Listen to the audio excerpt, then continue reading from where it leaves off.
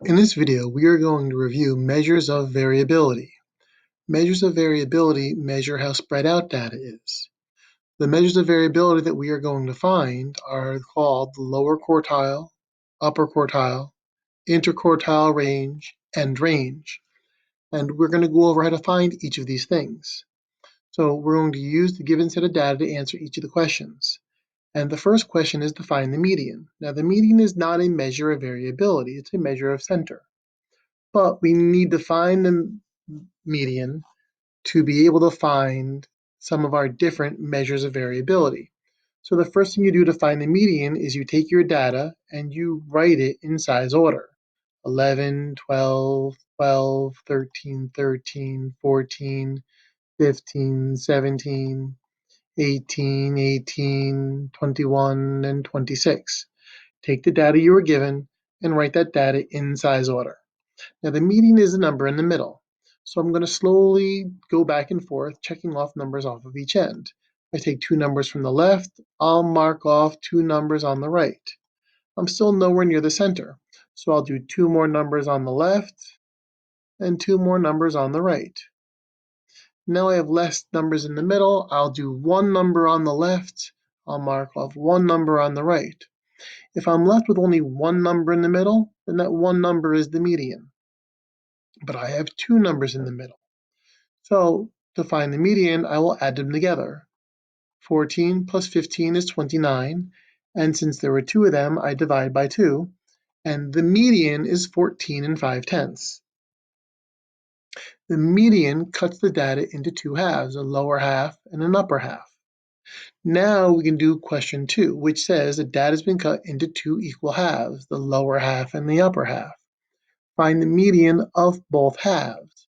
So for the lower half, I will do what I did before to find the median. I'll mark off numbers off each side, a number on the left, a number on the right. I do need to be careful. The 14 is part of the lower data. Since 14 and 5/10 is right in the middle, that means the 14 and 15 get split between the two halves. So let's see, I'll do another number on the left and another number on the right, and I'm left with two numbers in the middle.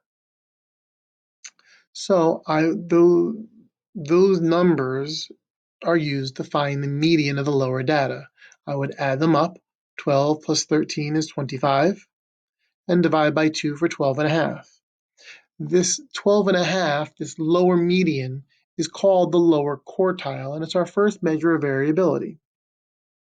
If I do the same thing for the upper data, I'll mark a number off on the left. Remember, 15 is part of the upper data, a number on the right. So that's one number on each side. I'll do a second number on each side. I'm left with two numbers in the middle.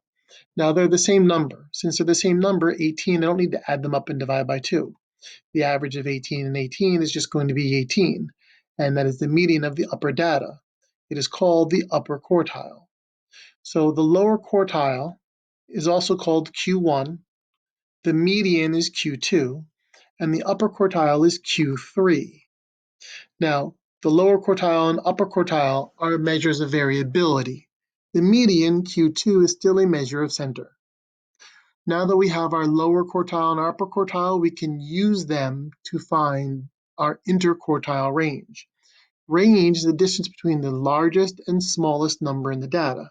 So the interquartile range is the distance between the largest and smallest quartile. So we'll do 18 minus 12 and a half, and you get 5 and a half. So the interquartile range is 5 and a half.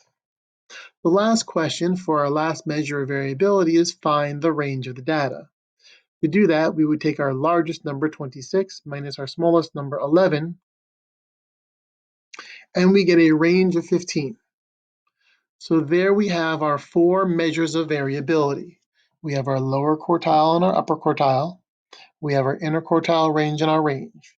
Remember, to find the quartiles, all you do is find the median of the data, that cuts the data in two halves, and then do the median again.